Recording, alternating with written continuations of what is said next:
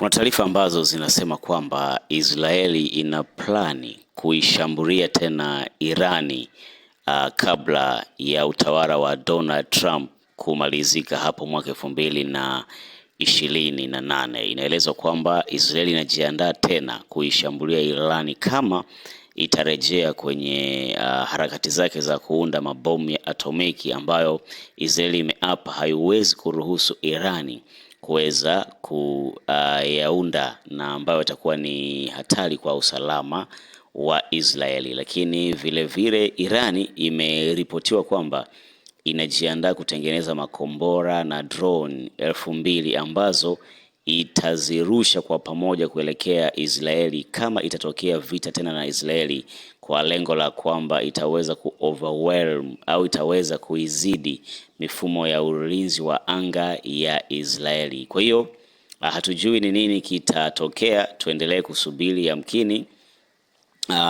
vita tena ikatokea kati ya Irani na Israeli, lakini hata watawala wa Irani na wakuu wake wa vyombo vya kijeshi vya Irani wanaamini ya kwamba vita hii haijaisha. Wanaamini siku zote kwamba Israeli itaweza kushambulia tena, kwa sababu haikuridhika na vile ambavyo iliweza kufanya kwenye mashambulizi yale ya mwezi wa 6. Ni kama kwamba Israeli ilikatishwa, haikuweza kumaliza mission yake. Kwa hiyo hayo ndio ambayo yanaendelea katika mgogoro kati ya Israeli na Irani.